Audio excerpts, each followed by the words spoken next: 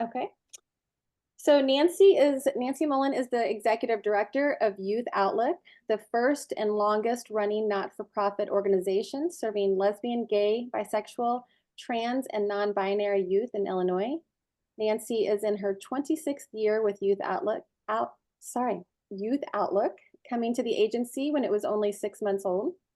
A transplant to the Midwest, Nancy holds a Master of Social Work degree from Syracuse University, where she focused on family mental health. Away from Youth Outlook and the world of social work, Nancy is 10 credits away from a culinary degree to become a pastry chef and published her first book, Urban Tide Pool, in 2020 and has her second book underway. So welcome and thank you, Nancy. Thank you, Jody, and thank you all for joining us today on this fabulous day. Just a real quick addition to what Jody just said. The other thing that I like to do in my spare time, besides the stuff that we just talked about, I'm a live storyteller around the Chicagoland area. I'm a wedding officiant. I'm not an MDiv or a doctor of theology. I am simply the sayer of the words and the signer of the forms to make it legal. And I've gotten to marry several of my friends that way. And I am Duncan's person. That's another very important thing to know about me. I do apologize for the last time we had this set up. I had a meeting in Belvedere and I thought I would be back here in time to get on Zoom and get our Zoom launched. But as I was driving home through the farmlands between Belvedere and DeKalb, ran into a tractor, which I just said to Jody, I should have thought about ahead of time because it's all in farmland. There are going to be tractors moving around. But I even texted from the car, I forgot you, I'm on my way, and then hit the tractor and it was 20 miles an hour for a very long stretch. So my apologies for that. Thank you for giving me the grace to come back to you on a different day. Let's go ahead and jump in. So in addition to all of those things that you want to know about who I am as a professional, there are other two really important things about me. I live with PTSD. I was diagnosed in my 20s with PTSD, and I also live with post-concussion syndrome. And as the executive director of a not-for-profit that's in a fairly visible role doing public speaking a lot, it can get really messy. So I'm going to talk to you today about why this journey isn't really unique. Lots and lots of folks out there dealing with head injury going undiagnosed, and the complications that can bring, personal life, job world, all of those things. There are a couple of reasons why I want to get this information in front of mental health providers.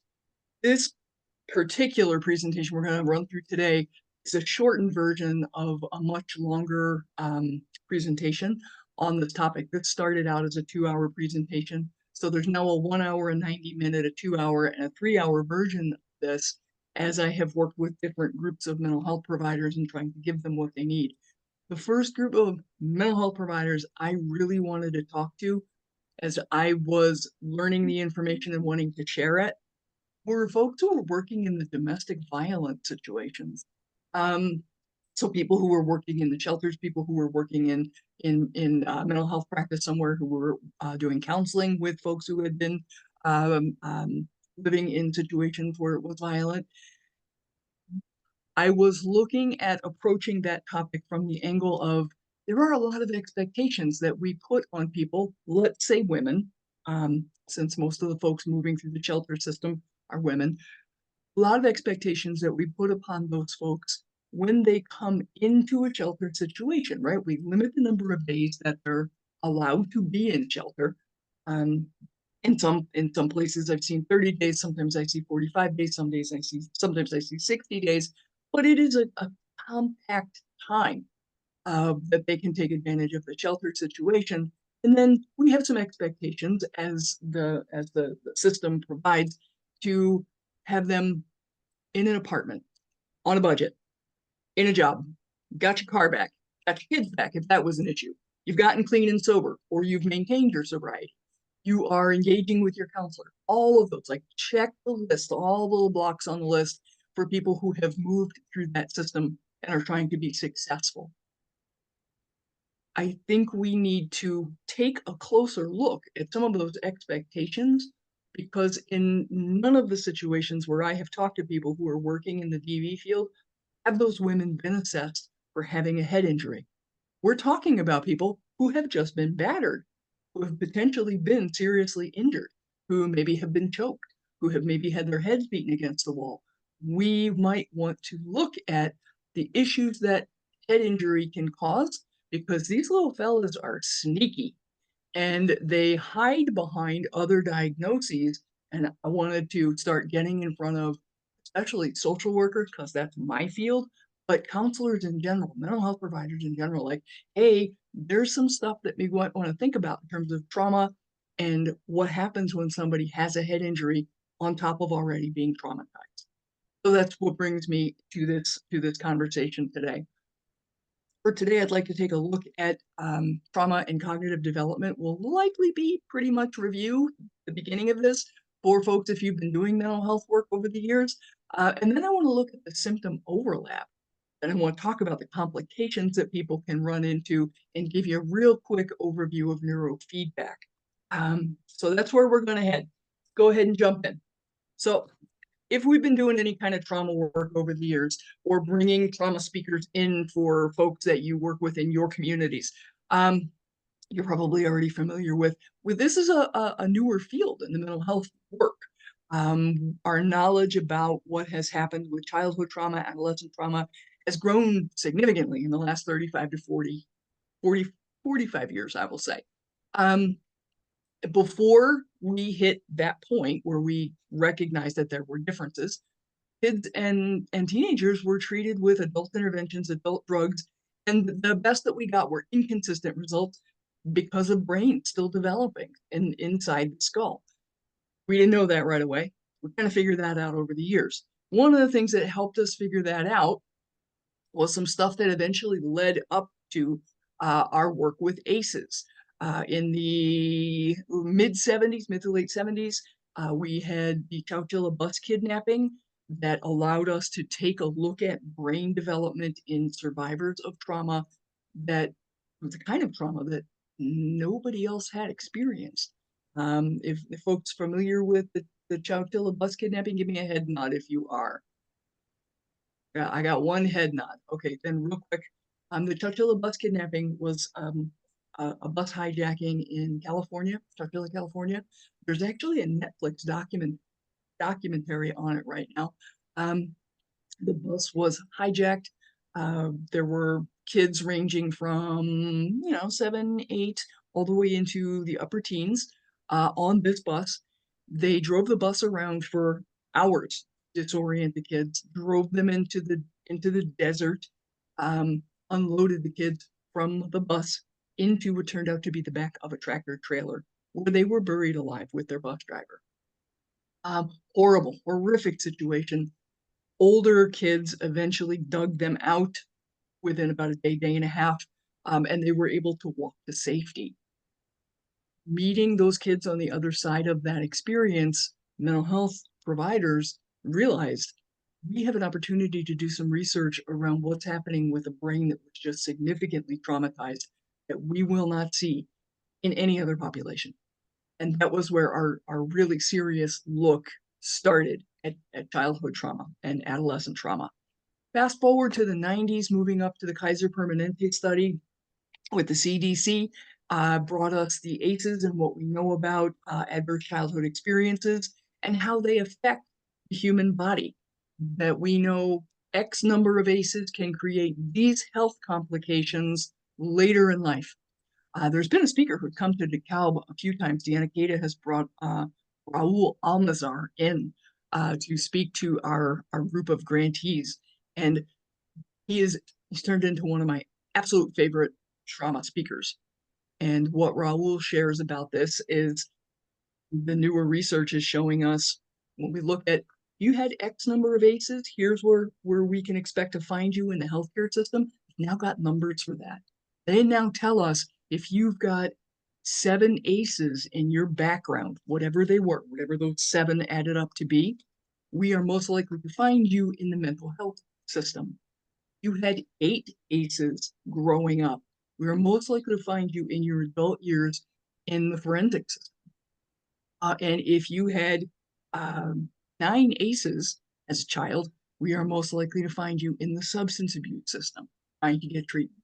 That fascinated me, that we are able to pinpoint that so in such detail, such fine detail that we've not been able to look at. So even as we're speaking, we're continuing to learn about how this affects cognitive development, how this affects our physiology, and what changes we can expect to see as a person moves through their lifespan. So enter Dr. Nadine Burke Harris, who did the most amazing TED Talk on ACEs and broke it into bite-sized pieces so folks could digest it really easily. So we share this a lot with our volunteers at Youth Outlook, because most of the folks that come to volunteer with us are not mental health providers. So we want to kind of give them a little taste of this. This is what trauma does to the human brain. There are all kinds of complications that come out of this. And she has since been the California Surgeon General. And I can't wait to see where this woman goes next, because she's absolutely brilliant. And this was one of her pet projects. Dr. Burke Harris talks about defining trauma as the big T, not the little t, not like I failed a test, not like I lost the game, I struck out with the bases loaded, not the little t, the big stuff, so severe that it changes our physiology. She's talking about abuse, sexual abuse, serious neglect, parents incarcerated, separation from parents by death or divorce, family mental illness, and parental substance abuse. Huge, huge issues that will disrupt anybody's growing up years.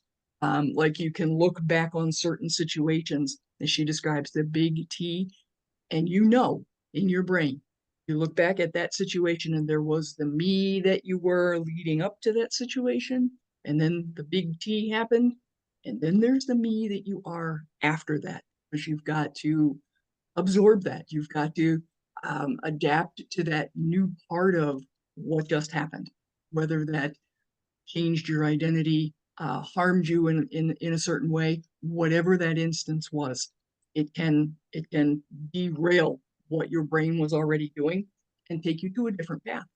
And now we know that by looking at what happened with the kids who came off that bus. The other researcher whose work I particularly like is Bruce Perry.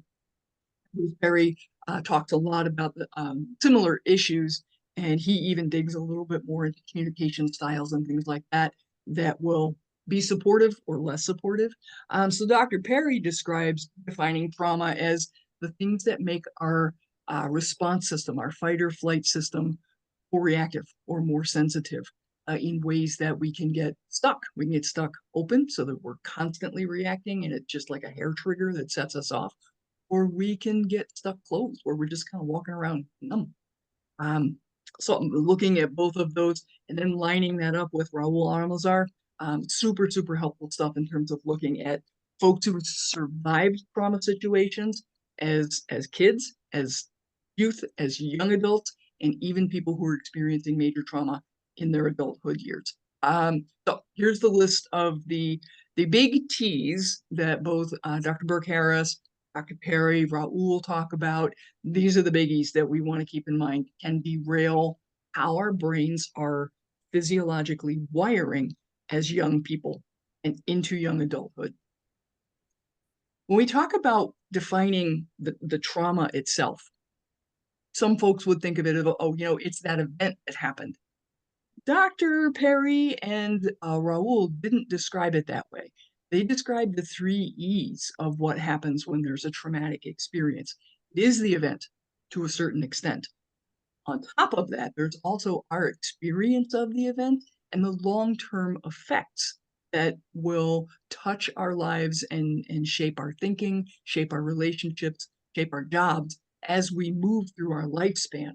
So I am aware, working with LGBT kids for so long, that we could have a situation where one of our kids is being horrifically bullied in a school. We could have a second kid in that same school being bullied by the same kid or group of kids. Those 2 kids who are being bullied are having totally different experiences of it. It could have to do with age. It could have to do with who's got support at home, or who's got a support within the school building. But they could be having totally different reactions, whereas one might be able to let it roll off their back a little bit more easily, and one who is really, really struggling because of their own emotional response to those events. So 3 E's that we have to keep in mind when we're talking about that big T. We got the element, we got the experience, and we want to think about the complicating effects that come along afterward. So it's not just the event. We always want to think of it not just the event. There's what I was just talking about. The two kids may have same experience but different reactions. In defining the traumatic event, Perry talks about this. Raul talks about this. There's got to be some elements to it that would make it qualify as we could consider it. Got to be painful, whether we're talking physical pain, whether we're talking emotional pain. It's got to be painful. Got to be disturbing.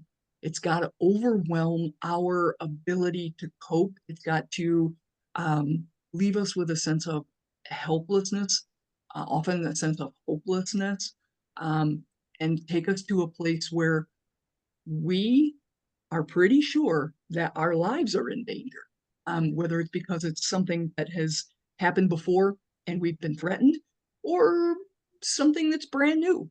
We need to have a certain amount of conviction that we may not make it through this particular experience.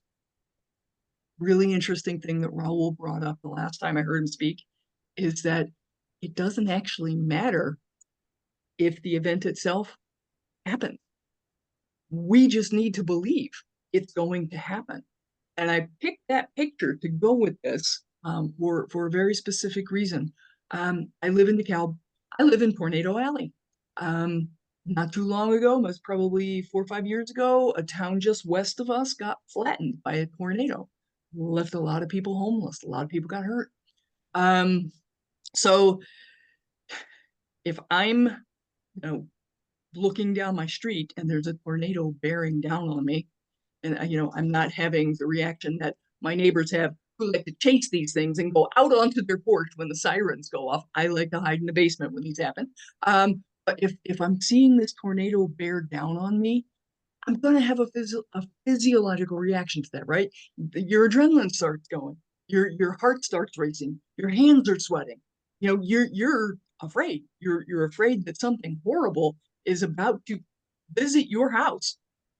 If I'm looking at this tornado, all of a sudden the tornado veers off to the right and goes down a different street and it doesn't hit my house, that doesn't negate the fact that my body just had that traumatic response.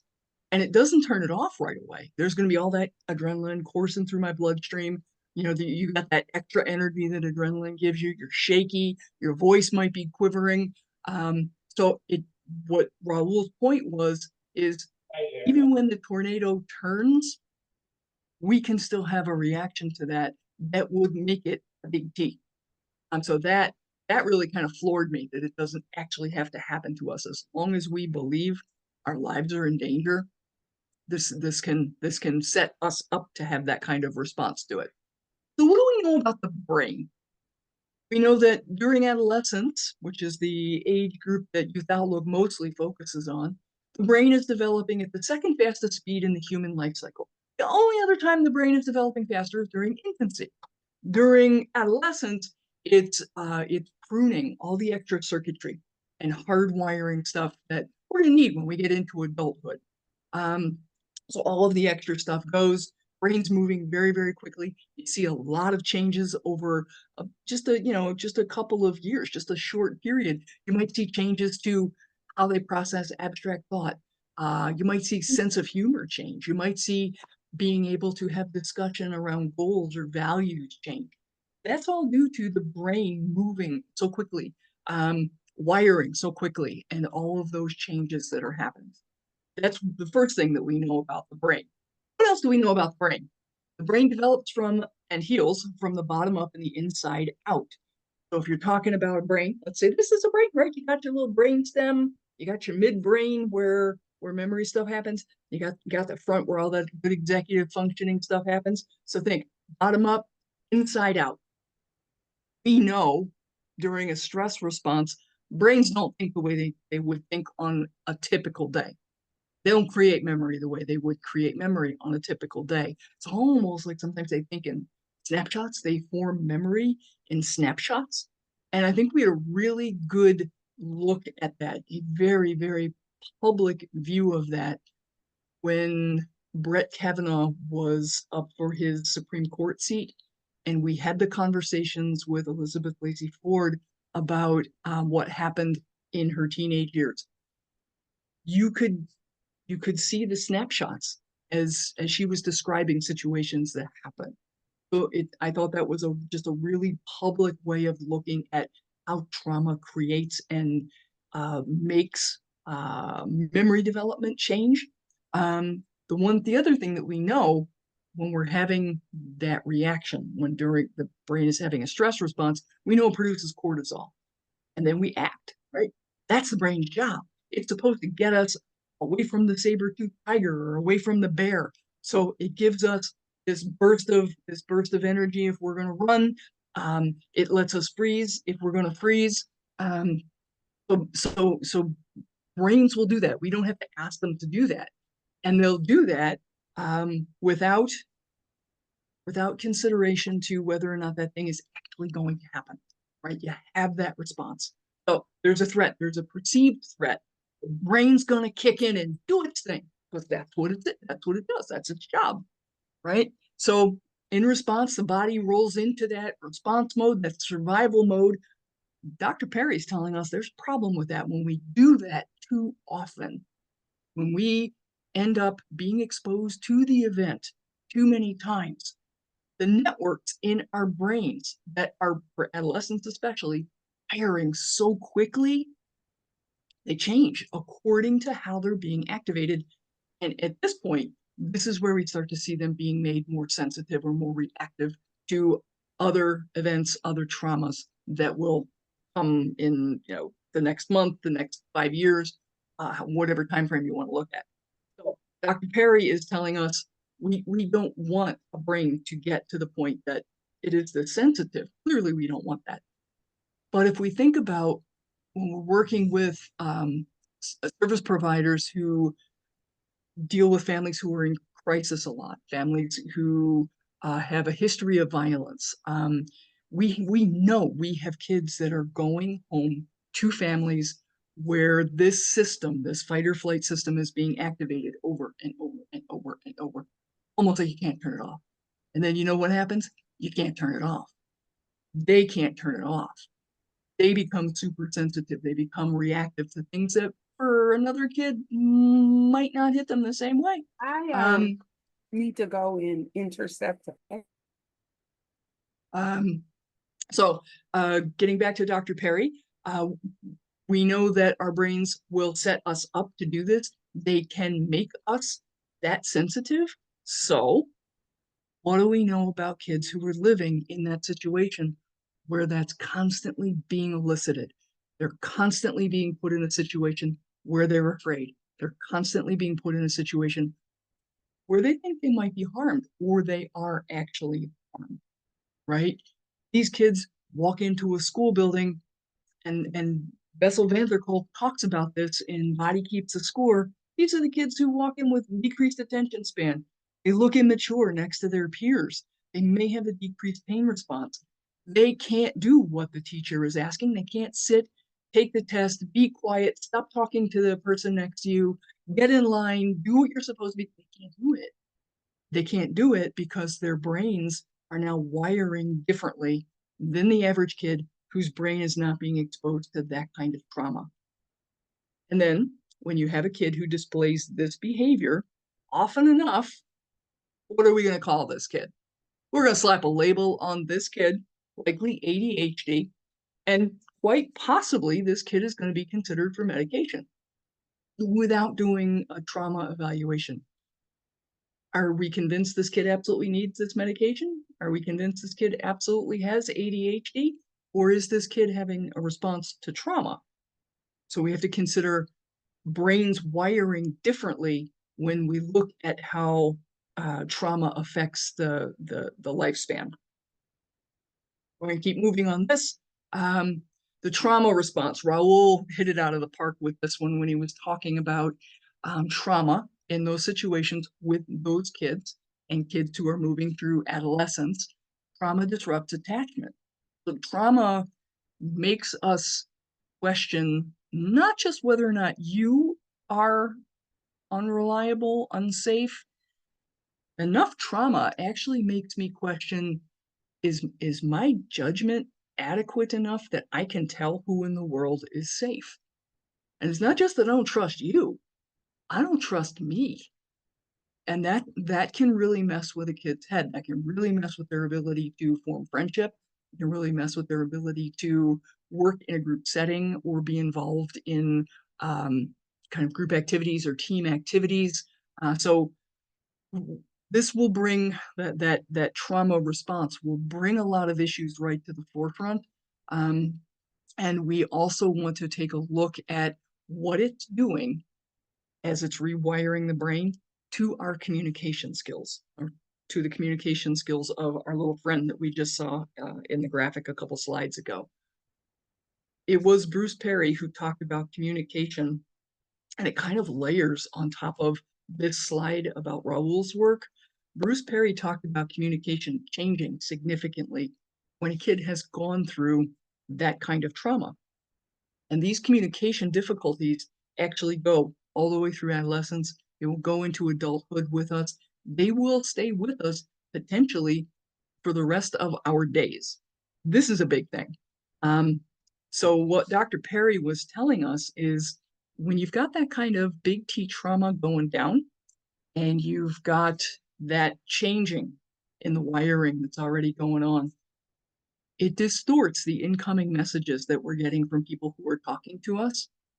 And whereas a brain that is not traumatized is going to have like 3 categories how we hear incoming information, the non-traumatized brain will hear positive messages. Yay! They'll hear neutral messages. Okay, I can go with that. They'll hear negative messages. Oh, bummer. That's going to be a real drag. Okay, so you've got that span. When you compare that to the traumatized brain, kids who have been injured at home, folks who have been battered in even adult relationships, the incoming messages will sound different. And they sound different in this way. It's not the same 3 categories. What traumatized brains get is positive messages sound neutral, neutral messages sound negative, and negative messages come into the traumatized brain as catastrophic. So you don't ever get to positive. You don't get to experience that. Your brain is constantly going to take you into these 3 categories that may have been set up when you were 6 years old. And unless you're aware of this and actively working on this continually with whatever therapist or whatever group or whatever system you engage with to get support, you may not be able to affect a lot of change in this. Your brain has wired this way. So working to rewire it, that's a tall order. It's not impossible, but it is a tall order. Okay, so we've got the three differences in what happens with communication because of trauma, tracking all the way into adulthood. Now we're not even talking about little kids anymore. We know, no matter what the age of the folks that we're working with, the only thing that is gonna heal trauma, move it forward in a pretty substantial way, is connection. Connection to family, connection to friends, connection to partner, connection to children and community and faith and the ground and nature and all of the things that we take comfort in. You gotta have connection to heal this. You gotta have connection to be able to look at those communication patterns, at how that affects being able to hold a job, being able to engage in a relationship, being able to get through college or a military experience, because that communication issue, when you get to that level of having been traumatized, that's pretty significant rewiring that you're talking about there. All right, so now we're going to move into the second part of this, and I know we are moving really fast. I'm doing a flyby. So if folks ever want to talk about this in more detail, I'm happy to do that. All right, so I had a little thought cloud made up of if we were going to throw around symptoms of PTSD or what people have heard about PTSD. And these are the kind of the standard comments that would come up. I used to do this live on a Mentimeter, but we don't have time for that one today. So this is just kind of a quick overview of what folks have in the past thrown out. If you would jump on chat really quickly, because you know what's coming. I'm gonna ask you the next question. Let's get your thoughts on what would happen for somebody that was coming to somebody that is engaged in one of the services in your community. What would a traumatic brain injury look like? Talk to me. I'm gonna watch in chat.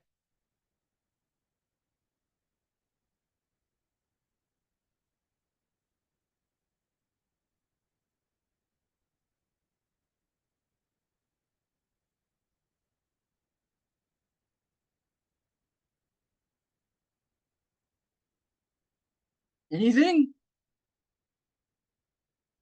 There we go. There it goes. Now it's popping in.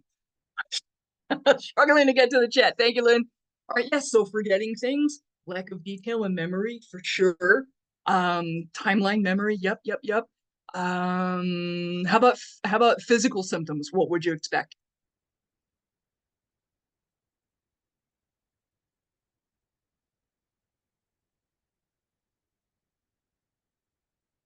Yep, sleep is disturbed. Mood swings for sure. Changed personality, possibly some poor coordination and dizziness. Yeah, there's some vestibular stuff that happens. Anything else? Anybody want to add to that? Oh, that's interesting. Anger, yeah. Intense body, clenching fist. Yep, there's a lot of irritability that goes with this. Yes. All right, thank you. I'm gonna close out chat and keep moving. So yes, all of those things and a couple other things. Headaches, right? You got to think about the headaches. Pain in the eyes.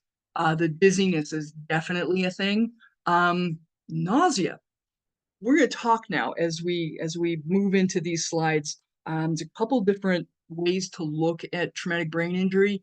We're talking about in these slides concussion. So certainly things like stroke, high fever, meningitis would certainly create brain injury. That's not the kind of brain injury that I'm talking about. I'm talking about specifically my head has hit something or something has hit my head and left me with that injury. So just know that in the back of your own mind moving forward, that we're all talking about concussion.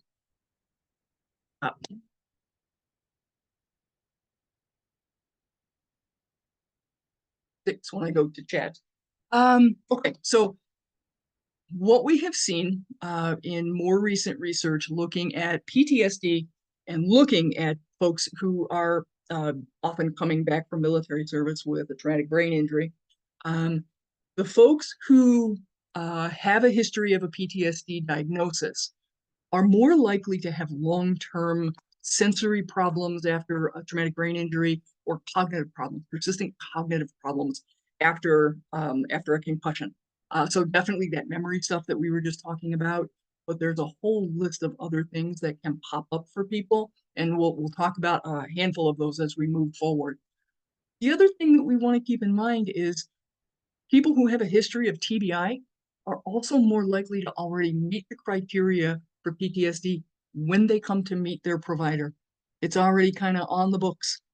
So be looking for both of these things. They hold hands really nicely. And unfortunately, not only do they hide behind each other, they can get the right word for this. They can magnify each other. They can exacerbate each other, which makes it more difficult to get an accurate diagnosis, especially on the TBI piece, because if you're working in the mental health field, you're accustomed to working with people who have trauma, right? You're accustomed to people who are walking around with PTSD. But us starting to ask the question, I think this is, I don't think, this is one of the big reasons why I want to get this in front of my colleagues, my social work buddies. Like, we're going to start asking the questions. We're perfectly positioned to be asking these questions. What other experiences are you having? Have you had a head injury? Have you had this or this or this? And it's really important for us to ask, because the client may not know to bring it up, or they may not remember that they wanted to bring it up. Also a possibility. All right, so the constructs that somebody's going to look at, whether they're looking at PTSD or whether they're looking at TBI, we're going to look at definitely sensory issues. We're going to look at those cognitive issues. We're going to look at all that executive functioning stuff, impulse control, being able to make decisions, what's happening with coping mechanisms. Are they able to move through their day? Are they able to concentrate? How's their attention span? Sensory issues, light, sound, smell, are those things troublesome? Were they before the event happened? Emotional stuff, for sure. Somebody named anger. Definitely that irritability, that change in personality is something that we want to look for in both. And that's one of the things that can help them hide behind each other, that it looks so much like the other one. And then the vestibular stuff. Absolutely, there's going to be some dizziness, some disorientation, almost a feeling like you're not actually in your body. And I did have issues with that after concussion number 4, and that's a really weird feeling that you're not living in the body that you used to inhabit. Very, very strange. All right, so when you look at the symptoms, just PTSD or just TBI, here's a laundry list of the kinds of things that we'd be looking for, right? And here's the places where they hold hands, right? So you've got PTSD that we know comes with hypervigilance and that exaggerated startle response. And we also know that TBI comes with a certain amount of anxiety, because you might be aware that something's not right. Or you might just have some more vague feeling of being anxious and not necessarily the something's not right. Hard to tell. You want to ask about that, right? So the concentration difficulty, we're going to see that in both. We're going to see the avoidance of the cues that led to the event or the injury. For LGBT kids, it's sometimes avoiding school. It's sometimes avoiding a place where they were injured or harmed. But we're going to see that through the lifespan of pretty much every population of folks who have had some kind of trauma, right? People tend to avoid those things. Sleep disturbances, huge, huge issue in both, right? So if we have a client who's dealing with sleep disturbances who has PTSD, we already know to look for, they might have insomnia, they might have nightmares, it's possible they could have night terrors. There's going to be some very definite sleep disturbance that you can see in PTSD. With TBI, the sleep disturbance looks a little bit different. For TBI clients, we can have insomnia. The insomnia it's slightly different in that our cortisol levels spike at different times of day. So we might fall asleep okay, and at 3 o'clock we're wide awake. Not because we had a nightmare, but because our cortisol just spiked at the wrong time of day and our brains can't shut it back down. And now we're up for the day. And you do that for weeks at a time, months at a time, and that's very, very draining on the body. The other thing that we would want to keep in mind about sleep disturbances will interfere with and slow down any healing that our brain is doing. We know our brains need to shut off, so to speak, to go through their rebooting process. Come out the other day, or the next day, as kind of shiny, rebooted, all kind of happy, moving on with their next day, right? All jacked up to go out and conquer the world. If we're not getting that kind of sleep, our brains are not going to heal the same way. Point to consider, if we're also dealing with a client who has sleep apnea, you're gonna have to treat the apnea first, because the apnea is going to cause all kinds of problems with this person getting through the night, right? Your body, your brain is not going to heal if you're waking up 50, 60, 100 times an hour, just barely coming to consciousness and then going back under. You got to get the sleep apnea treated, or this is going to drag on forever. Okay, so that's enough on sleep disturbances. We already identified the frustration, the irritability that we would see in both situations. The anhedonia that comes with a head injury can look like the depression that you would see with a client who is dealing with PTSD. And this is really one of the more common ones. You walk around feeling like all of the goodness and all of the light has been sucked out of the world. Folks familiar with the Harry Potter movies, right? You had the Dementors, the death Dementors that the characters describe as sucks all of the goodness right out of the planet. That's what the anhedonia that comes with a TBI feels. There's no joy. There's not ever going to be joy. You walk around just completely shut off. There's no affect. There's no expression. You feel things on almost on mute. If they're not turned all the way off, the volume's been turned way down. Okay, moving forward in the interest of time, I'm going to take you on a hard left here. We're going to talk about the role of neuroinflammation. Right, so we have thought for generations that there was no inflammation response in the body above the neckline, right? The brain didn't have an inflammation response. We were wrong. We were so wrong. We found we'll call it a cute little cell in the human brain back in about 1919. Called the glial cell, the microglia, teeny tiny little things.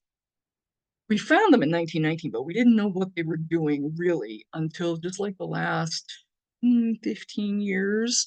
And their role in the brain is fascinating. So we were able to move, now that we see these glial cells and look at what they were doing, we're able to move away from this thought that the brain doesn't have an inflammation process. Sure it does. Sure it does. So these glial cells are directly involved in what happens when we have neuroinflammation.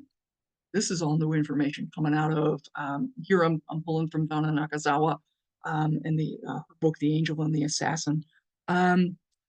We believed that the white blood cells from the neck down were responsible for dealing with any little infection that we got, any little inflammation that we got. Say we got a paper cut on our finger, right? We know the white blood cells rush out, they surround that little paper cut, they clean it all up, get it all shiny, spiffy. You put a little Band-Aid on it, a couple days later, it's fine, right? The white blood cells did what they were supposed to do, cleaned us up, got us ready for the next fight. Kind of the idea of what the microglia do in the brain, but they have a couple other roles that make them almost look like little Pac-Men moving through our brain.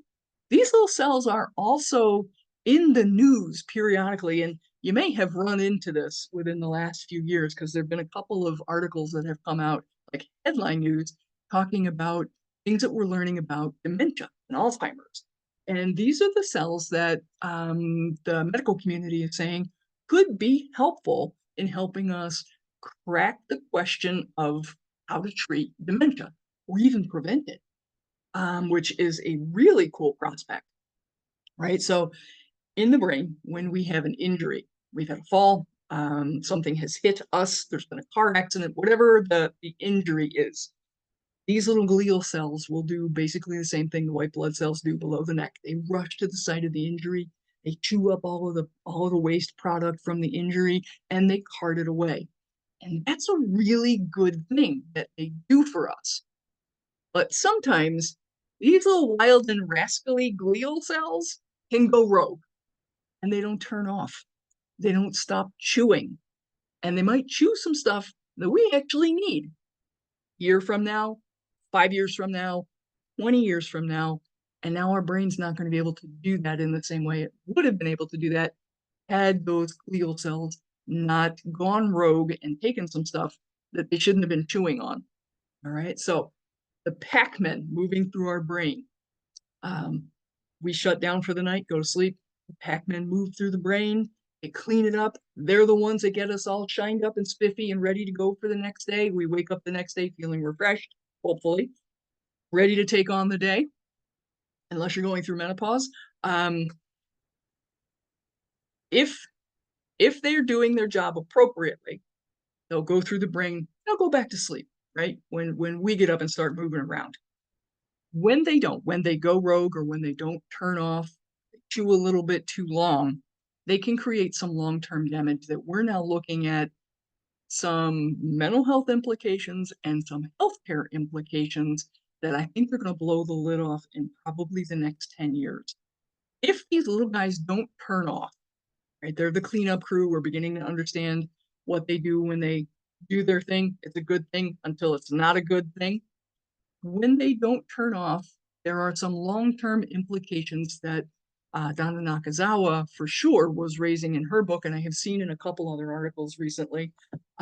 What is the role in them removing stuff that we need when we're talking about mood disorders? What about autoimmune disorders? And there's the big question, what about the neuro heavy hitters? What about dementia? What about Parkinson's? What about ALS? What about all of those?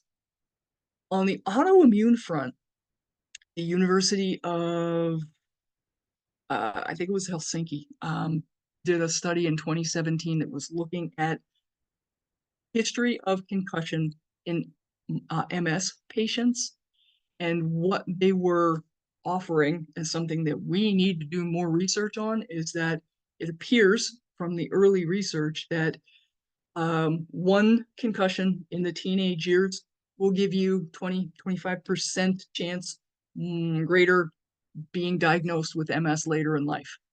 You have a history of multiple concussions, football player, a rugby player, right? A kid that's been battered.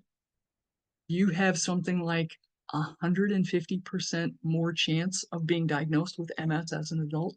I mean, the connections that they're starting to draw from what we know now of these glial cells, it's huge. As mental health providers, I want to look at the mood disorders question in a couple different ways. One, if we know that these glial cells are going rogue and doing what they're doing, how do we shut them down? And if we can shut them down, can we also prevent somebody from 15 years from now developing treatment-resistant depression? What are these glial cells responsible for when they start chewing on things within our brain that we're going to need in a few years? So there are some really fascinating questions coming to the forefront around this, around what we're going to learn looking at traumatic brain injury and concussion and the glial cells. All right, so the challenges of dealing with concussion and getting diagnosis and care. We know for a fact, Nakazawa and pretty much every article I've looked at through Brain Injury Association of America and a couple other foundation-like places that I'm following, concussions are both undiagnosed and underdiagnosed in a vast majority of cases. Passive treatment is okay for the first, maybe the second concussion. There are other options once you get beyond that. There are a lack of providers who are really skilled and understand this situation. And insurance, this is a big surprise, gee, quelle surprise. Insurance may or may not cover the care that somebody is going to need. All right, so let's talk about that undiagnosed, underdiagnosed thing. The signs aren't always obvious. We talked about a whole list of things that you might look for if somebody were coming to your house for dinner, but they had a fender bender on the way here. What would you look for when they sat down at the table? A lot of folks are under the impression that really concussion's only a big deal if you get knocked out. That's not the way the concussion community is looking at it. Concussion community is even moving away from the terms mild, moderate, and severe. People who are knocked unconscious by head injury are only about 10% of the people who concuss in any given year. Not a lot of people. So there's an awful lot of people out there who are living in that previously referred to as mild and moderate range. We want to move away from the idea of mild, because now the understanding is, as we're looking more at the complications that this can cause, there is no such thing as a mild complication, or there's no such thing as a mild concussion. They all have the potential to cause major complications in somebody's life. So the signs aren't always obvious. They don't always involve a direct blow to the head. Somebody can get concussed in a battering situation if they're grabbed by the throat and their brains are deprived of oxygen. Another reason why I wanted to talk to domestic violence shelter providers. Another thing to keep in mind about not requiring a blow to the head, if you have concussed enough football players, rugby players, kid who has been battered, you don't have to be hit in the head directly. You can take a hard body blow and it will concuss you. You get slammed to the floor, you get slammed against the wall. Just that action can snap your head back and forth so that your brain collides with the inside of your skull. You can concuss from that. And the other big troubling point is symptoms may not show up for a few days, a few weeks, and in some cases, a few months. That will make it really difficult to figure out.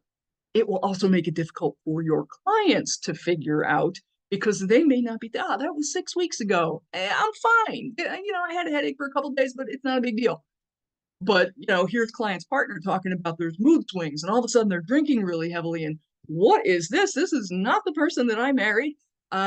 You absolutely want to talk to that client about and what kind of treatment that they can get into.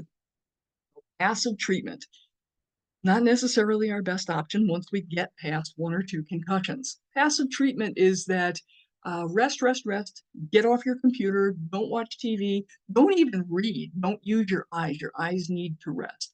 And the ubiquitous come back if it gets worse. Between 2009 and 2020, I had 5 concussions.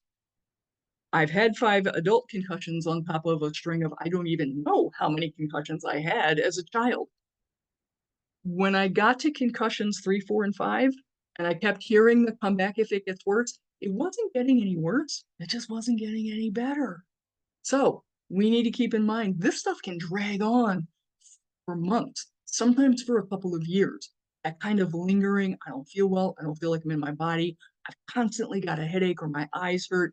That kind of stuff can drain somebody who's got to live that way. All right, so lack of trained providers. Who are we relying on to diagnose concussion these days? Our primary care person usually, or we see somebody in the ER and they send us to our primary care person. I don't know about what things are like in the area of the state where you are, but I have a fabulous primary care person that I adore, and she don't know very much about concussion. And when I have a sinus infection, there is nobody in the world I want to talk to more than her. But concussion is just not her wheelhouse. So we fumbled for a long time. So PCPs are unaware or even skeptical of treatment that is not take this pill, take this shot, that kind of intervention. Or there may not be providers who are trained who are locally available. The closest folks to me in DeKalb, I had to go to Skokie, up in the northwest suburbs to Chicago. That's about a 90-minute drive from my house to get to somebody who is trained in dealing with concussion. So Naperville had a practitioner that doesn't accept insurance. That's real typical, that insurance companies aren't going to cover it. Or some providers don't bill insurance companies. The challenges in my journey, going undiagnosed, very, very common. Women go undiagnosed, although we are statistically more likely to concuss. We have a higher rate of it, and we concuss more easily. Passive treatment in my case was repeated 5 times. We kept hoping for something to be different. My providers were unaware that there might be something else that they could do. Even my therapist, my mental health person, didn't realize what she was looking at in terms of concussion symptoms. Other complications we want to keep in mind to share with clients. People tend to binge drink after concussions. It's very, very common. Usually within the year, they'll settle back down to their pre-concussion state, rate, whatever way you want to describe that. But in the meantime, that kind of level of drinking puts them at risk for another fall, putting them at risk for another head injury, and can also raise risk of developing a seizure. So we don't want that. We don't want them to get like the double whammy on top of what they're already dealing with. They deal with language issues. I've hinted at this a couple of times. They may not be able to tell you. They may be struggling with word retrieval. That was one of the reasons that mine took so long, is because I couldn't adequately describe what I was experiencing, including the fact that I lost my ability after concussion number 4 to do math or to read. I wasn't able to read correctly for 3 years. That's a drag when you're an executive director. It makes your job very, very complicated. So for people who are dealing with word retrieval issues, that they may be able to get some of that back online. It may not all come back. There are some treatments that will help through speech pathologists and neurofeedback. So expressive language is a big deal. With a TBI client, it feels sticky, feels delayed. Our response time is definitely slowed down. In a trauma client, we already know when they're kind of trying to get to the executive functioning skills, trying to get to language, trying to get to decision-making skills, we know that that's offline for somebody who's experiencing a trauma. They're not gonna be able to access it till they come out of fight or flight. All right, brain could be injured in 2 different places. There's the first strike where you might, you hit the wall, but then inside your skull, your brain sloshes forward and hits the inside of the skull, leaving you with 2 different injuries. Those 2 parts of the brain, just these 2 little dots, control and contribute to vastly different kinds of behaviors, impulses, emotional control. So depending on where the injury is, you're going to see a different combination of behavioral issues, loss of impulse control, loss of abilities, loss of recognition of things they used to be able to do before it happened. So for me, figuring mine out was an accident. I fell into working with somebody who did cranial sacral work. Very, very helpful in relieving the pressure, the headache. Most docs will not refer you, so keep this one in mind. This is super helpful work. Motion helps with PTSD. Repetitive cyclical motion is especially helpful to PTSD. For me, it was biking. It helps get rid of adrenaline. It helps with the endorphin release. I didn't know that till I sat through Raul Almazar's presentation that Deanna Cato lined up. So all very accidental. And then we found neurofeedback. And that was the game changer. Neurofeedback, much like biofeedback of the 70s and 80s, biofeedback taught us that we could control muscles. Neurofeedback helps us control and retrain brain waves. We can speed them up.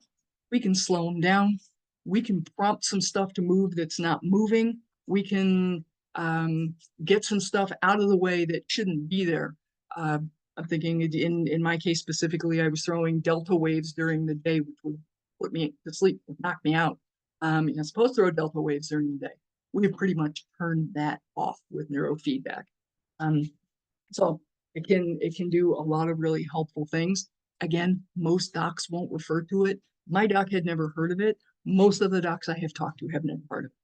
There's nobody in the DeKalb area that does it. Another reason why I'm talking to social workers. This is so easy to get certified for. We could have people in domestic violence shelters who are doing this as part of somebody's treatment. Absolutely. It takes about a year to get through the process, and then we can work hands-on with somebody who's right in shelter with us. And then the treatment plans that we put together after we move them through an initial assessment are set up based on what that brain needs. Does it need to speed up, slow down, stop throwing a particular kind of wave, start throwing a particular kind of wave? All of that stuff can be built into neurofeedback. So it starts out with an assessment. We were able to figure out some trouble spots for me. Here's some stuff that I have learned that I'm going to leave you with.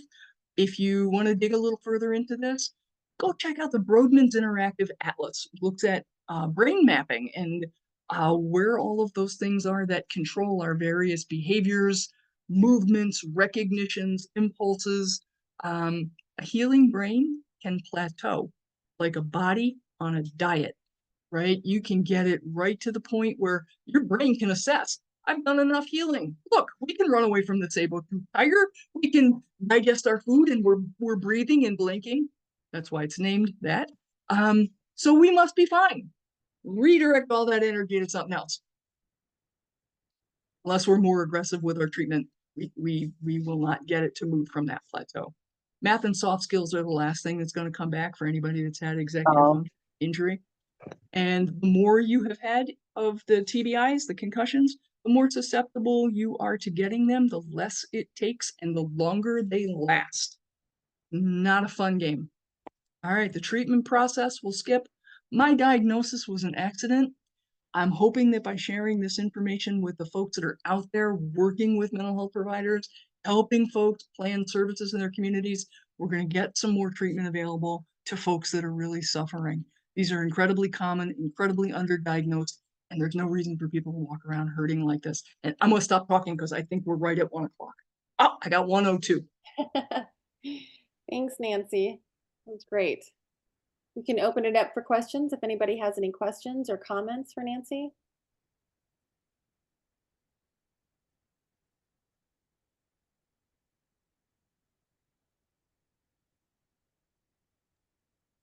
We will, oh, go ahead, Lynn. No, just this was great. Thank you so much. I used to listen to audiobooks about these topics when I could still run every day, and it's been a long time since I could still run. So and actually, like, I had to stop because one time I was listening on these topics and I fell and broke my fingers. Oh So my I thought maybe I should be more careful, but I really love this topic, and thank you for, the kind of quick review of the newer science that should give us some hope. So this was really great. Thanks. Thank you, Lynn. And Jasmine, yes, absolutely. I can send Jasmine, I can send you Nancy's contact information when we get done here. Yeah, I do a lot of speaking on this. So yeah, please do bring me in. Awesome. Well, thanks everybody for joining us. We will be sending out the link that you can share with your networks. And then Nancy, if you don't mind, if you could share the PowerPoint, we could also share that with the archived recording, and you can share it on with your providers or networks or whatnot. Sure will. Thank you. All right. Thanks everyone. Have a great afternoon. Bye everybody. Thank you. Bye-bye.